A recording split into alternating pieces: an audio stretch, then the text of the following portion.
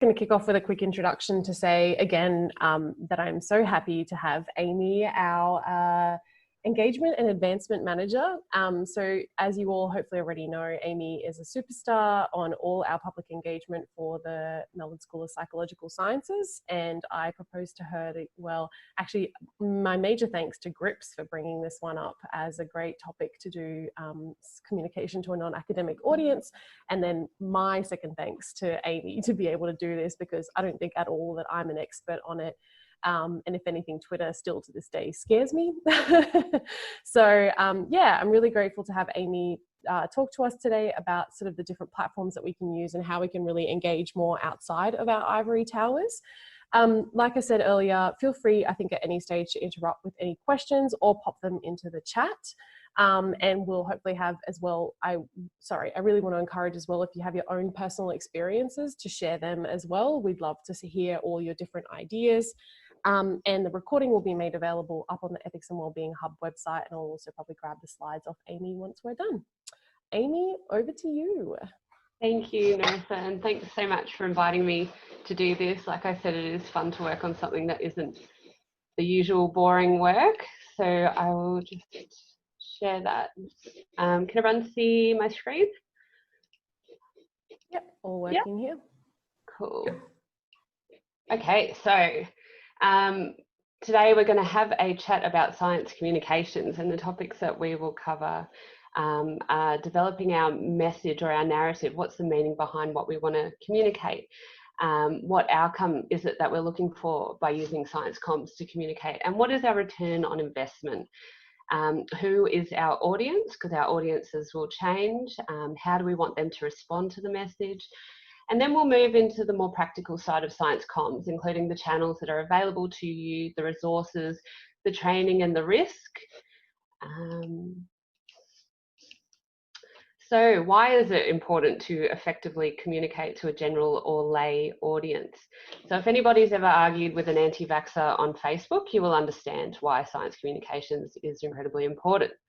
There are pockets of our society that mistrust and misunderstand science, and perception is often much more powerful than fact. So this is where good science comms comes in as being very important. Good science comms ensures that our research is visible and that it has an impact on targeted audiences. The more we talk about science to multiple varied audiences, the more we increase scientific literacy, increase trust, funding, and public support for scientists. We want to see dialogue on critical science society issues embedded in our public discourse. We want to influence policy, and sometimes we want to influence human behaviour. But it's also very important to consider that science communications is not didactic, it's not one way. Sometimes I think working at the uni, you can fall into the bureaucracy of the way things work, and that's a bit of a trap for us. We should always be really cognizant that we're seeking out public and societal perceptions and expectations of the work that we do. So these are the traditional roles in science communications. I'm personally a science communicator, so that means that I'm a professional staff member and I have expertise in public engagement practice. I work with a large media team in the Faculty of Medicine, but also in Chancery at the university. So our role is to support you in creating a story around your research, and to triage any research news or commentary that you have by pitching your stories to different channels or media outlets in order to reach as broad an audience as possible. So you are scientist communicators. My role does not exist without you and your research. So you have a personal story, a unique perspective. You've got expertise that I never have. The public want to hear from you about the science that you do. This is why it's important that you work on your science communication skills. And whilst public engagement will always be part of the work that you do, it's unlikely to ever be your primary endeavour. Your primary endeavour is your research. So unless you choose to pursue a career pathway as a science communicator within itself, then you'll always be working with someone like me, and my role is to support you and enable your public outreach. So that's why we work in partnership. So who does this well? So I'm going to introduce you. You might know some of these people. They're a mix of science and scientist communicators. This is Dr. Jen Gunter. She's an obstetrician and gynecologist who wrote the Vagina Bible. Her pinned tweet is "Come for the sex, stay for the science. Come for the science, stay for the sex." Jen routinely calls out the pseudoscience and misinformation that celebrities like Gwyneth Paltrow and her Goop wellness blog celebrities went unchallenged. And we thank to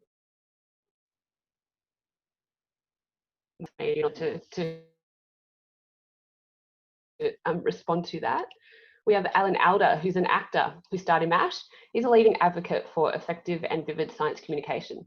So Alda uses his expertise in acting and communication to help scientists communicate more effectively to the public. And we have our own Dr. Shane Huntington. He's a physicist, executive advisor within our own faculty here. He's also a feedback trainer, and he hosts the RRR science show Einstein A Go-Go, and he is always looking for people to interview. We've got Jay Abumrad, who many of you will know as the voice of Radiolab. He's the founder and co-host. Radiolab explores engaging audio explorations of scientific and philosophical questions. So his dad is a doctor and his mum is a scientist, but he studied music and creative writing. So he's a really good example of an excellent science communicator. We have our very own Professor Samin Vazir. She uses her social media very effectively. She merges personal insights with research, but also commentary about scientific integrity. She also has a successful podcast and blog. So she's someone who's really local who you could probably have a chat to about how she got to where she is. And we have Dr. Jen Martin, who spent many years working as a field ecologist until she decided that the most useful thing that she could do to contribute to science was to teach other scientists how to communicate effectively. So Jen founded, leads, and now teaches the University of Melbourne's acclaimed science communication teaching program. So those are just a few of the excellent communicators that we can learn from. So now we get on to how we create meaning for ourselves. So this is very individual for each of us. I'm going to be using the royal we, but I'm obviously not a scientist. So every one of you has a story about why you're researching the topic that you're researching. It's well worth spending some time reflecting on that, and perhaps jot down a few lines about why what you're researching is important and why it's important to you, but why it's important to society, why it could be important to a bunch of different audiences. But people want to know your personal story. Your audiences are more interested in you than you may realise. So aligning that with your values is a really interesting perspective to bring to different types of media that you do. So your challenge then is to elicit the story that your research has to tell. You have to translate that story, interpret it, in the hope that your audience will find it just as fascinating as you do. There are many ways of communicating this, but I encourage you to consider narrative-based science communications. They're really important when communicating to a lay audience, or especially to potential donors. You want to bring your audience on the journey with you through your storytelling. You want them to relate to you and your story, and you want them to truly see the value of your work. So I wanted to emphasize as well that there's not an issue in explaining the possibilities of your research. I think this is a barrier for a lot of especially basic scientists, because often there's so much complexity in the research that they're doing that it's difficult to explain the value of that to the general public. But we can explore possible outcomes of such research, even if it's 100 years down the track. Just so that we can show government and funders and people who may not necessarily have the same understanding of the science what the importance of it is. So clear messaging. So you as a researcher will have a good idea of what it is that you want to communicate. Whether you're communicating a new paper or public health messaging or commenting on an issue that's getting a lot of media coverage, I would recommend that you start by writing down in a sentence or two what it is that you want to communicate. What's the key point that you want your audience to remember? We need to use lay speak as much as possible when we're communicating. So that's accessible language. So best practice when communicating to a non-academic audience is to aim your language at a year 10 secondary school student level. Look at the ABC, look at the age, and consider the level of language that they use. This can be really challenging for academics to refine their language, especially when you're discussing very complex topics or research methods. And that's why the exercise of refining your message is so important.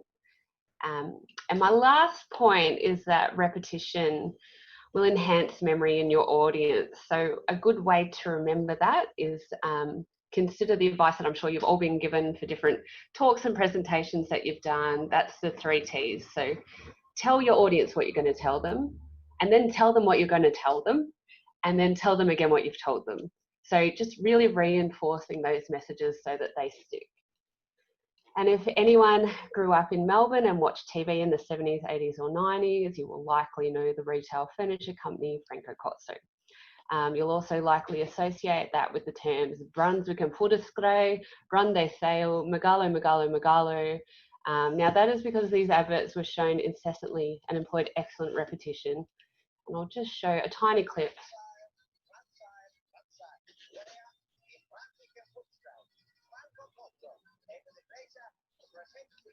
Beautiful furniture, all of us remembered it.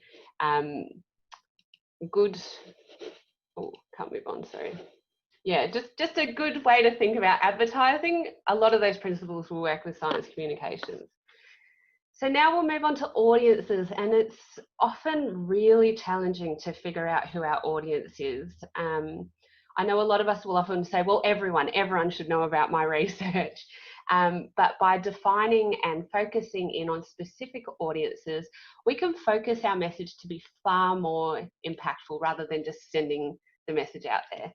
So the demographic factors of an audience could include age, gender, religion, ethnic background, class, sexual orientation, occupation, education, group membership, just countless categories.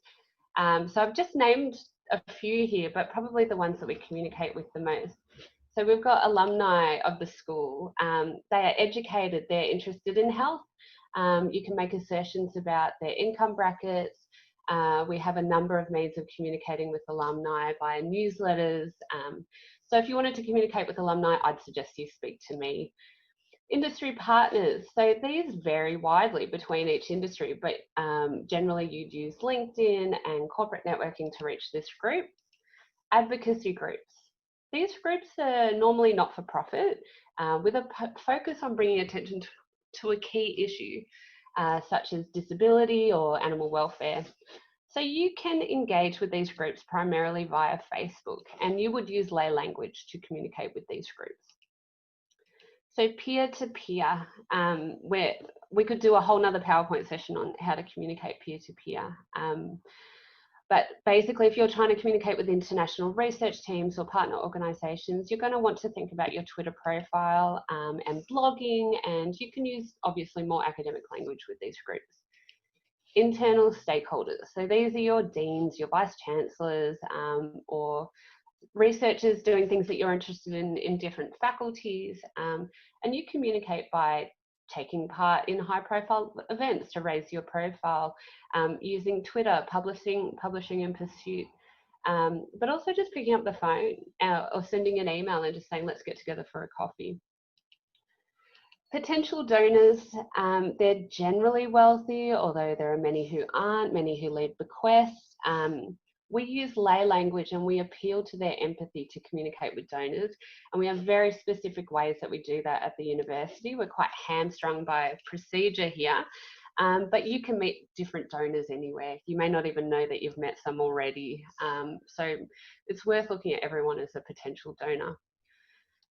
So government, policy making, agenda setting, knowledge sharing, I think that's something that many of us would like to think that we can contribute to. When communicating with these generally very time poor people, we use a lot of repetition, we use catchy language, we try to simplify it as much as possible, and we show the societal value for the research that we're talking about.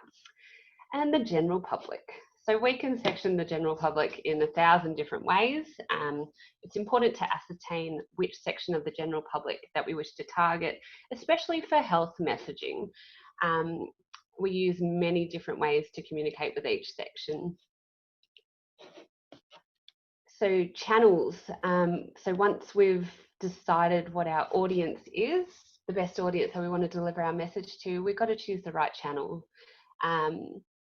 We use different channels to reach different audiences. For example, we use Facebook to publicise events or to recruit for studies. It just works so incredibly well for that.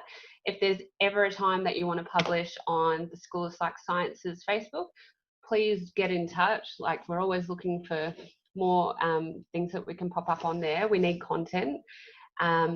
We use Twitter generally to connect with partners and contribute to conversations. LinkedIn, we don't have a school LinkedIn, but you should have a personal LinkedIn. It's a great way to connect with industry in particular. And for each of those channels, we use different styles and types of content. But I strongly encourage you all to have a Twitter. So Twitter in particular helps you connect with industry, government, research partners, peer-to-peer. A conversation that might start at a research conference can be carried on via Twitter. And I can't stress enough that having a personal Twitter is far more effective than the schools or research hubs Twitters will ever be, because it's a face behind it. People get to know who you are. I manage the school website. It's a challenge to communicate so much information to different audiences on our website, and we are well overdue for a review of that. But our website is viewed by far as the most popular out of any within the Faculty of Medicine, which is pretty amazing.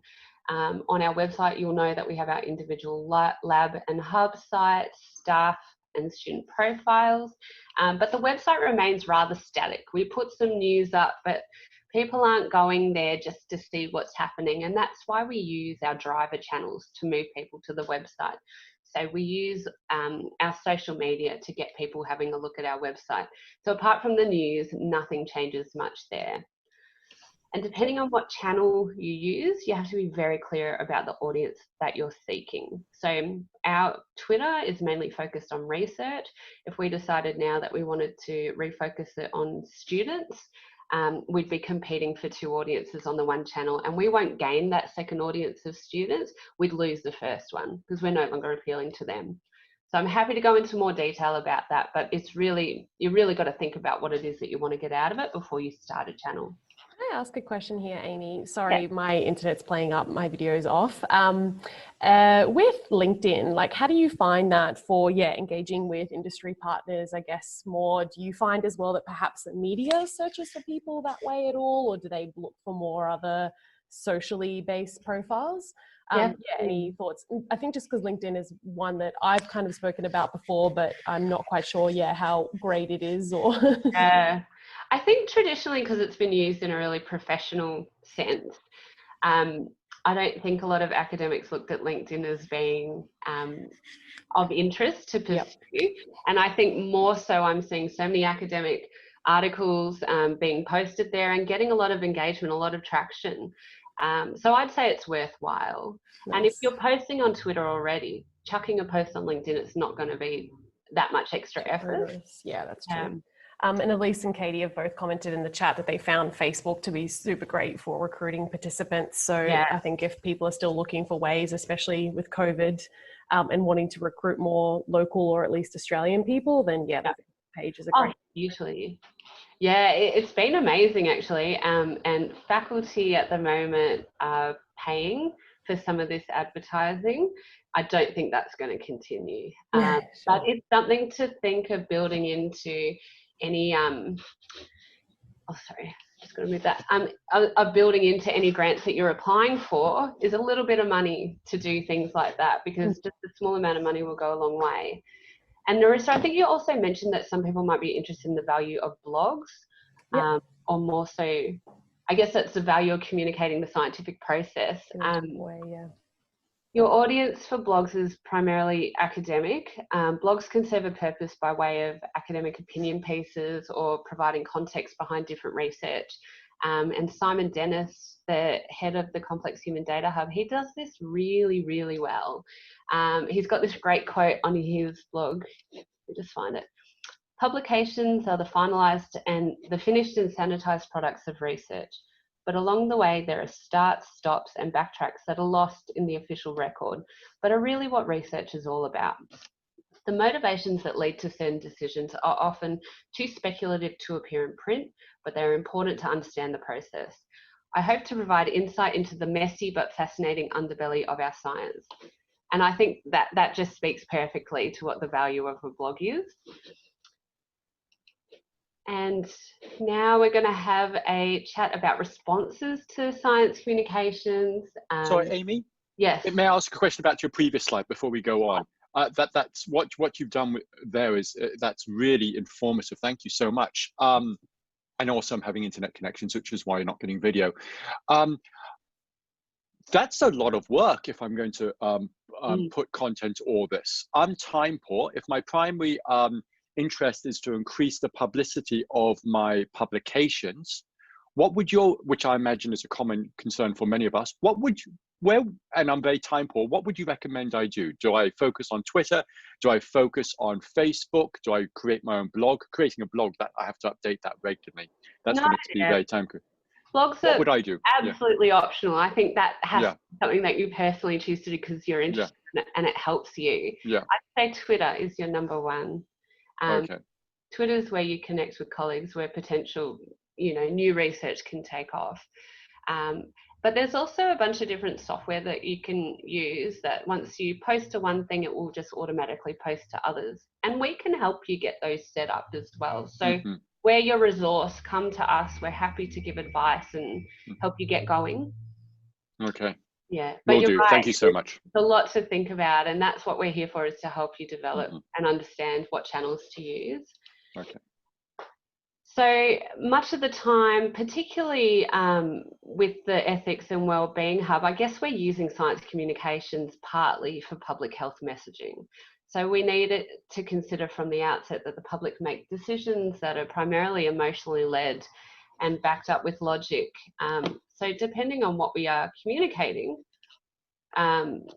we may be seeking a variety of responses. So these responses run the full gamut of emotions and include fear, joy, approval, anger, sorrow. I'm just going to show you a clip from this 1987 advertising campaign that alerted people to the dangers of AIDS. But advertisers were obviously desiring a fear response here.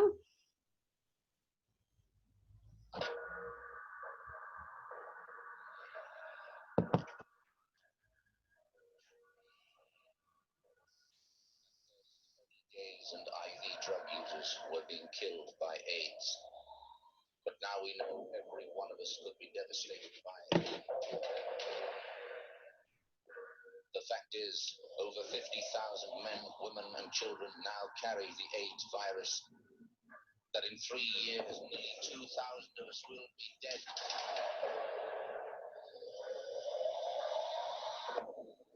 That if not stopped, it could kill more Australians than World War II. But AIDS can be stopped, and you can help stop it. If you have sex, have just one safe partner, or always use condoms. Always.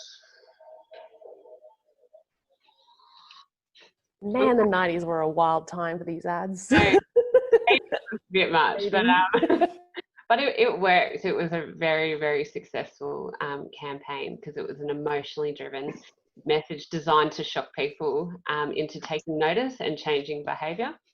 And it was absolutely everywhere. Yeah, and the repetition again. Another successful one was Slip, Slop, Slap campaign, which was a cartoon, and one of the most successful health campaigns in Australia's history. I think it was launched in 1981. So again, the 80s was a big changing time for advertising. It ran for 3 decades. It became well known by generations of Australians, and the impact goes beyond people just recognising the song. It was highly cost effective. The returns were measured as $3.85 for every $1 invested. So yeah, research is increasingly linking public health programs that encourage behaviour change to reductions in mortality. And obviously I'm using examples of scale, but we can apply the same principles to our own science communication practice. So the risks and the challenges. We've talked a lot about the benefits, but obviously there are risks and challenges when it comes to science communications because you're putting yourself out there. You need to consider that if you want to promote, say, research into emotional and controversial topics such as animal welfare or stem cell research, as this cartoon refers to, it's important to discuss anything that you feel could be controversial with your colleagues and your science communication colleagues to thoroughly investigate what these could be and mitigate those risks. Risks could be around political or religious censorship, public outrage, cancel culture. There's a lot to consider. And often it's hard to see that by yourself. That's why I think discussing it is a really good idea. There's also, very sadly, the risk of criticism and shame in communicating science that does not have a clear societal impact. You'll find our colleagues in the arts have experienced much of this backlash over the years, as the public can be angered over public funding for disciplines that some of them have considered less important than others. Another risk is the communication gap between scientists and public administrators and the media.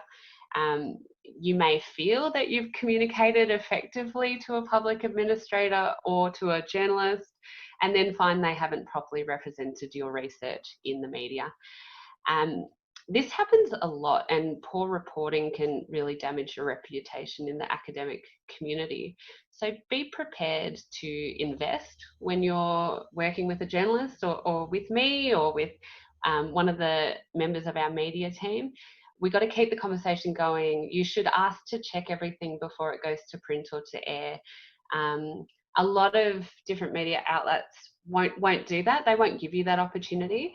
That's why it's often easier and less risky for academics to work with Pursuit, which is the University of Melbourne publication, and we partner with The Conversation very regularly, better than being interviewed for some of the more sensationalist media outlets. And if you really want to control the narrative, ensure you're gauging on your own social media channels. Hey, Amy. Yeah. Quick question about that. So how do you deal with headlines, right? Because headlines are typically written by somebody other than the journalist, and they're usually the thing that most misrepresents the research and stirs the pot of controversy.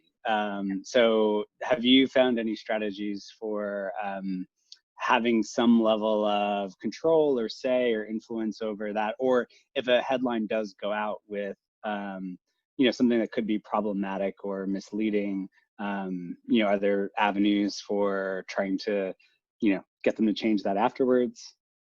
Yeah, and that's rarely successful. That's why I think initial conversations are really important. And that's why I keep saying, like, write down what your message is so that you can be really clear to the journalist and send it to them. This is what we're communicating. And we often draft like 2 or 3 different headlines to go with something when we're pitching it. And often they're very happy just to pick up what we've gone with. But again, this is why if you want to avoid that risk, then working with Pursuit should be your first option, because they're just as conscious of representing your science appropriately as you are, because they're the University of Melbourne. But yeah, it's a real challenge. There's a lot happening in journalism at the moment, which is a very interesting time, and I'm hoping that what comes out of it might be an improvement in the integrity and rigour behind the profession, but we will see what happens. So on to improving your science communication skills. This is a little photo here of the 3-minute thesis program, which I hope a lot of you have heard of. So science communication is an incredibly valuable and rewarding skill. There are a few formal training courses at undergraduate and graduate level across universities, but informal public speaking training within a scientific setting can just be practice presentations in your lab, journal clubs, participating in colloquia, or some of our Psych Talks events, 3-minute thesis. But also outside of the university, get in contact with Pint of Science or Science in the Pub and start going along to some of these really fun events and just start honing your skills. There's Skype a Scientist, But there's also different programs where you can be pen pals with school students, museums, university open days. National Science Week are always looking for people to come in, and even if it's just leading people around different galleries, it's really helpful for you just to improve how you speak to the public and refine your language. And outreach, you can be really, really creative with your outreach. The networks and relationships that you start now can be hugely important for you later on. You can literally start by emailing your local primary or secondary school, find out what programs they partake in, or what their gaps are, or if they're happy for you to be invited along to give a talk about what you do in one of their psychology sessions for Year 11 students. There are ways that you can slowly start honing what you do and get people to know you. Get involved in open day. It's a great way to participate and get to know the future students. You're also giving back as well. Reach out to the Science Gallery. They've got their exhibition Mental starting next year. Submit a fun event for National Science Week, or send Shane Huntington, who does the Einstein A Go-Go program, just a little information about yourself, why you think it's important and why you think you'd be a good guest on the program. Or send that info to me and I can do that outreach for you. I'm very happy to shop you around. CSIRO have a Scientists in Schools program. And Psych Talks is our very own public engagement program. We're currently exploring what form that will take now that we're all online, but once we've got some more information, we'll distribute that throughout the school and tell you how you can get involved. And we have a really, really good relationship with the ABC, our own national broadcaster. We've pitched many Psych Talks to each of the Big Ideas, Life Matters and All in the Mind programs. So if you're interested in getting to know journalists, that's a great way to start reaching out. And Twitter, again, all the journos are on Twitter. So if you want to let them know about something that you're doing that you think is relevant, you reach out to them. They're looking for content. And now we get to the fun, practical side of things. There's a lot of university support available to you. I recommend checking out the university intranet for the marketing and communications pages. Pitch to me. Tell me why your research is important, what you think the impact will be, who are the partners that you're working with, or the angles you want to push. And I can help you define who your audience is, what channels we want to use. And I can pitch it to Pursuit for you. So we actively publish in Pursuit. It's one of the best opportunities to influence policy. We have a good contingent of readers who have influence in this space. We also have expert alerts which go out daily. They promote our University of Melbourne's world-leading research and thought leadership to the media. It's sent to journalists at 6 a.m. Monday to Friday and is necessary in response to embargoes and breaking news. But if you want to be put on expert alerts, if you have something to comment on around COVID or any topic, let me know and I can put you forward to it and we'll let you know if you're successful or not. We can also offer media training. We only do this if there's a need for it. So if we know that there's a paper that you have coming out that you'll get media around, we get you into media training. But we don't do it when there's nothing to work towards because you really need that project to work with. So we also have social media training, but it's much less formal. So I'll just sit with you and go over the basics. Narissa and all the hub RAs are excellent resources in this space as well. Each hub's social media presence is fantastic and really helps disseminate what it is that we do. And I want you to get creative. So once you have your story, your message, your narrative, you can start to think outside the square. If you want to make a short video explaining what your PhD topic is and discuss the big questions that you want to answer, I can put that over all of our social media and get people to start seeing your face and know who you are. Or you can do an AMA, like an Ask Me Anything on Reddit. There's so many ways to raise your profile in the scientific and non-scientific communities. So science comms is all around us. We often don't notice it, and that's when it's done really well. So I wanted to highlight this one last oddity that I found recently called Psychology in Seattle.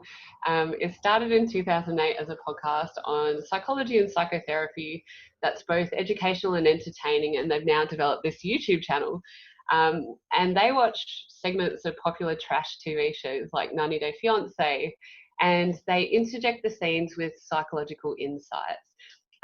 They always talk about the ethics behind what they do with each episode, and I am 100% certain most academics would just dismiss this right off the bat as absolute trash science. But it's YouTube shows like this that make the profession of clinical psychology accessible to an audience of people who may never have considered going to a clinical psych themselves. And this all came out of the idea of pairing science with popular television. And I'm embarrassed to say I have learnt so much. So it's well worth checking out just to see other ways that we can communicate what we do. And this is my final slide, repetition, repetition. So we figure out what our meaning is. Why is my research important? My messaging, what is it that I want my audience to know? What is the take-home message that I want to leave them with? Who is my audience? Do I want to communicate this to 2 different audiences? Well, I'm going to use 2 different channels. And what response do I want from each of those audiences? And what's the risk? I'm working through the risk. And yeah, so thank you. I hope that was helpful. Not sure if anyone has any questions. That was great, Amy. Thank you. I also totally want to just quickly reiterate your point about stuff like Pint of Science and Science in the Pub when I guess normal life resumes again as well. It's also a great opportunity even to volunteer to then hear other scientists talk about their research. So I volunteered a couple of times, and also the World Science Festival, which takes place in Brisbane every, I think 2 years, or not quite sure what their schedule is now with everything going on, but that's another place where they're also always on the lookout. And especially the World Science Festival in Brisbane, it tries to incorporate a lot more student panels now, because they're really trying to get outreach to high school students to then know, what degrees do they want to go into when they go into university. So those avenues are really great. And please as well, like I'm going to chime in about the Ethics and Wellbeing Hub Twitter. I run that. I do a terrible job at it sometimes, I think. But if there's something that you want to publicize and you don't necessarily want to yet dive into Twitter yourself, feel free to just email it through to me. I'll put it up there for you.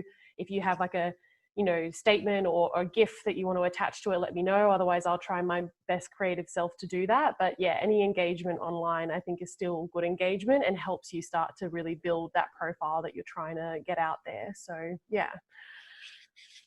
Any questions from you guys? I don't want to just be the one talking. I found that super helpful, Amy.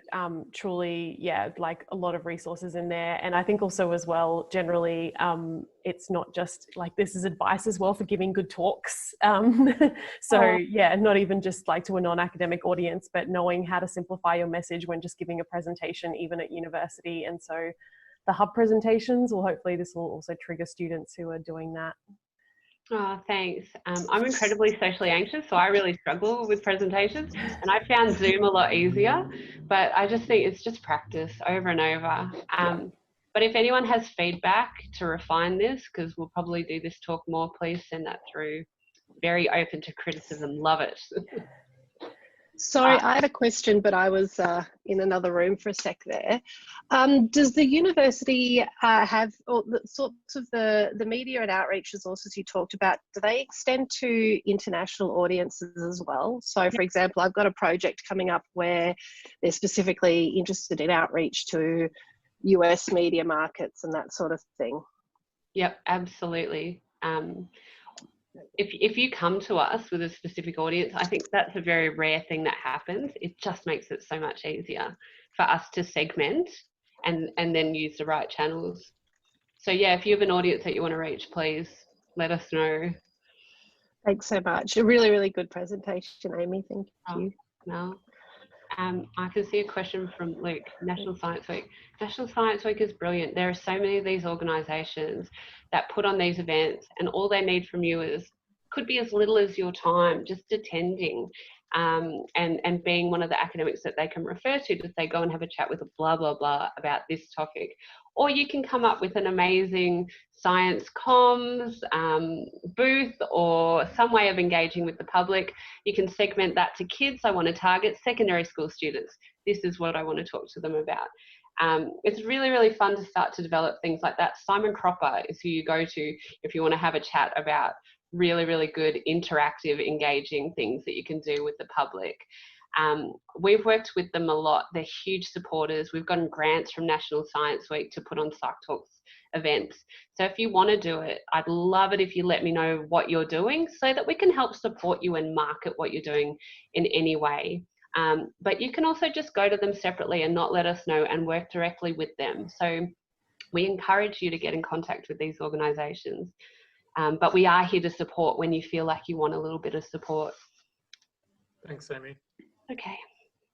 I just have a follow-up question sort of about Twitter. And maybe this is sort of just like a separate topic, or maybe you could point to some resources that you found to be helpful. But right, like there's so many different ways to engage with Twitter, right? And I think for me at least, and I suspect for others, you know, one reason why I go in and out of it, right? So I'll tweet something and then I won't tweet something for, you know, a little while. And then do I use hashtags? Do I try to jump into, like, do I try to use it in a conversational way, or just a way where I sort of like push out links or things like that? Do you have any recommendations about resources or just general tips about like, when is it, what are the most sort of worthwhile bang for your buck ways of actually using Twitter? And when is it you're just sort of like actually not doing anything that's all that useful because you're just using it in this like hodgepodge ad hoc kind of way? Yeah, I do have resources. I'll make a little one pager and shoot that through to Narissa. But absolutely conversational, your personality is what is most successful at the moment.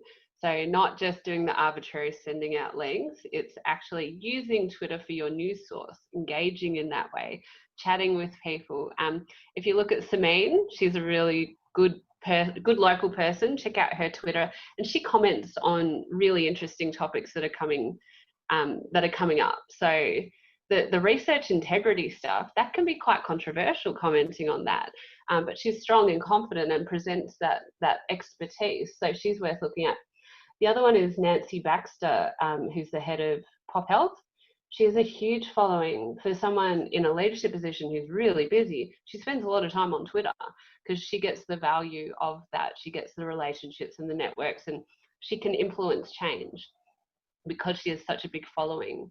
So yeah, it's about the personality. It's about being who you are, not about being, you know, conservative Melbourne uni, which is what I have to be on the psychology Twitter. You guys get to have fun and be creative and show who you are, and that's how people relate to you, and you build a really big following. Like, our following will never get huge in terms of the central psychology one, because, you know, no one really knows who we are. We don't have the resources or money to make us a brand, but you guys do. You make your own brand. I hate saying that, and I'm sure that makes you cringe, but really that is what you're creating.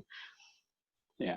And on that point, I mean, so sometimes, right, like I think sometimes when we do actually manage to write something and publish something that could be relevant to a discussion, I often find it really awkward to think about, well, like, how would I jump into this conversation and say, hey, you should check out this article that I wrote, in a way that actually feels sincere and humble and all those kinds of things, which are things that I would want to be part of my brand because they're part of like how I like to think of how I am. So have you seen people who do a good job of, like, on one hand, you know, appropriately saying, hey, I've got something to add here, and promoting their work, while also, you know, not being that person who's like, oh, well, I'm the expert on this.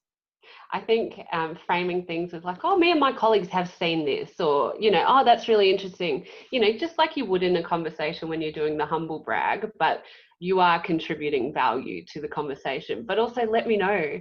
I will psychology in there and I will post something and we can set up these false narratives to get what you want. But happy to help in that way, because I think that's where we can add value, is to, you know, profile you guys and get you in there. Like, if there is a topic that's happening and you want to comment on it, let me know and I can help you figure out different ways to comment on it that will get some traction. Yeah, but I think building those relationships will make that interjecting into the conversation a lot easier. I think also just don't be afraid to feel free to interject yourself into the conversation. I've seen a lot of people on Twitter who just jump in and they're like, hey, have you seen our paper on X? Like, so just even doing that starts to get you that engagement. I think as well, the other way that I've seen a couple of people, and I've noticed this through Elisa's Twitter and then the EMA and ESM folks, they have these really open conversations about, you know, how to deal with the open science and how to do all these analyses. And people just seem to just very naturally jump in there and say like, yeah, we've tried this method before, but we found that X, Y, and Z works better for us. And then they've linked their paper or they've linked their R code. So I think the other thing that I would encourage is just like, I sympathize totally with the idea that Twitter is just this place that I dive into and then want to run away from for 6 months. But if you can try just at least following whoever you want to follow and start seeing how they, and, you know, jump through all the threads and stuff like that, at least the threads that aren't, you know, terrible and mean to other people, and just seeing how people respond there, that exposure then like makes you realize where you can chime into as well. So, and I think the thing is it does take a tiny bit of work though, because you want to be jumping in on discussions that are happening now and not something that was 9 weeks ago on Twitter. Yeah, you kind of got to be I'd recommend just lurking for a while on Twitter if you don't have one already, and just getting a sense of what the conversation is like, and then you start feeling a bit more confident with actually being involved. But I tend to, like, I lurk on Twitter a lot, but I don't tend to tweet very often, and I still think I get a lot of value out of it. And like, I have an associate editor job that I got because someone knew me from Twitter. So I think that kind of stuff is actually more useful than you think it's going to be. That's a great point, because we're not meeting people. We're not having drinks after colloquiums or whatever. You know, Twitter's where we're making our networks happen at the moment. And it can also just be throw out some likes and retweets here and there, because then people will notice that as well. Like, oh, okay, who's this person that's following whatever? So those are the ways to go. And I also agree with Amy, if there's anything that you're like, hey, my paper relates to this topic, let me know. And as the hub, it's very easy for me to be like, have you checked out Reb's research on? Like the psych page, and we can do that in a more professional way where we just interject and be like, this great research out of this lab. Just to get you going. We won't do that always. We won't do it always. We won't be mothers. But it's kind of fun to be a little bit subversive. Play the game. Not always, but just to get it going, and then to publish your research. Because like, you know, we can also only, I think, sometimes do a very minimum amount, because we obviously don't know your research as well as you do. So we can do the surface level, here's something, and how to get you involved. So, and then the rest really is up to you and shining about your research. Yeah. Cool. Ironically, I feel like I have the opposite problem of a lot of people. I have no problem interjecting in meetings, as everybody knows. But on Twitter, it feels really weird. It's also way more stressful if you get involved in a thing on Twitter, like, because you just keep getting the notifications and you can't step away from it. And even if it's something that most people wouldn't find stressful, I remember once getting caught. I was like just making a recommendation to someone who had a question about like a statistical analysis. And I like said, oh, I'd try this, and linked it up. And this guy just would not let it go. He really disagreed with what I suggested and like kept messaging back and forth about it. And at a certain point, I just was like, I'm not being involved anymore. And I stepped away. So I think it is good to set your boundaries and like turn off your notifications if you do get people like that, because some people just don't quite understand. It's a bit stressful. That's a fantastic point. Like watching your mental health on social media. I love to argue, but there are times where I've just gone, oh my gosh, it's actually done my head in tonight, and I need to go to bed, and it's 3 a.m. and I'm still arguing with an anti-vaxxer. So I'm not going to get anywhere. So I think that is a really important point, Elise. All right. Well, my thanks again to Amy for the great presentation today, and thanks everyone for coming along. Like I said, we'll make everything available on the Hub website, and I will see you guys all next week, where